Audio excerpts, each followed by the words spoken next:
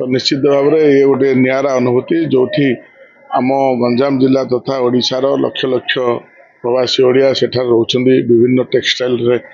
काम करुँच किसी आमर ओडिया भाई मैंने प्रतिष्ठित व्यवसाय हो पार्टी जार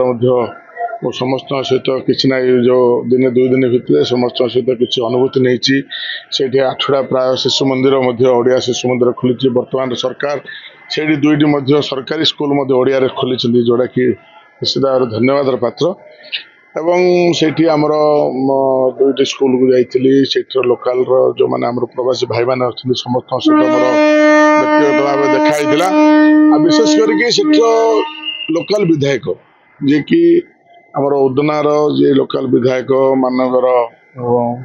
आमर छोटू भाई पटेल अच्छा आपणकर मनु भाई पटेल जे कि विधायक अच्छा मनु भाई पटेल समस्त सहित देखाई एवं सेठाकर विधायक जो प्रकार सहयोग माने ओडिया मान प्रति जो प्रकार स्नेह श्रद्धा रही निश्चित भाव में स्वागत योग्य आर समस्या रही जे सीधा सड़क विमान चलाचल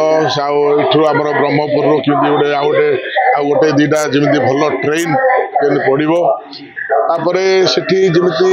ओडिया स्कूल अधिक केमी खोला पार पिला माने जमी सुविधा कहीं 9-10 से ओडिया बही पाई पारना परवर्ती कथार आपणकर माने प्रवासी भाई मानकर किसी मौलिक समस्या रही तो ये सब जा कथार मो कथा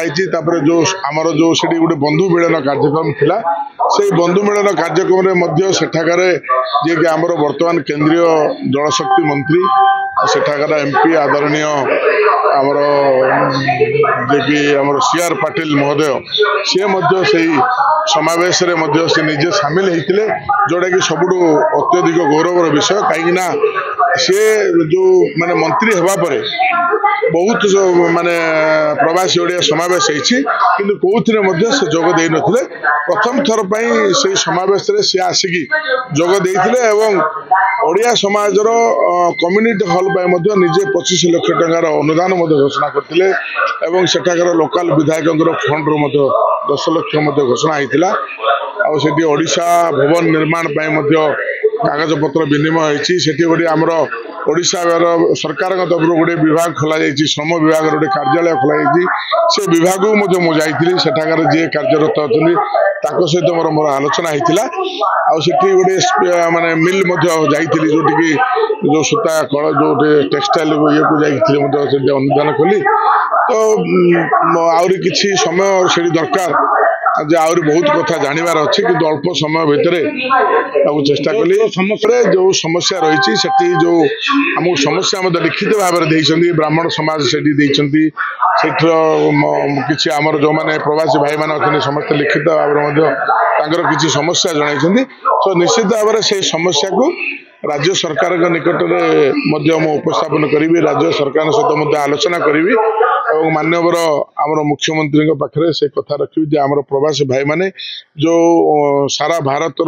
जिते राज्य रोचंदी सबुठार अधिक संख्यार विशेष करके सूरत रे लक्ष लक्ष आमर प्रवासी भाई माने रोचंदी जो सुविधा रही निश्चित भाव में माननीय मुख्यमंत्री को दृष्टि की आनिबी आसंता दिन पुनर्बार से सूरत को जाई 4-5 दिन रही तो समस्त जो आनुषंगिक व्यवस्था रही कि व्यवस्था रही कहीं से प्रकार टेक्निक आमे किमिदी ओडिशा रे आमर गंजाम जिले में आम ओडिशा रे किमिदी व्यवहार है जमी आमर ओडिशा भाई माने से टेक्सटाइल मिल खोल ये तार उत्पादन हो पार से राज्य सरकार सहित आलोचना करके पदक्षेप नि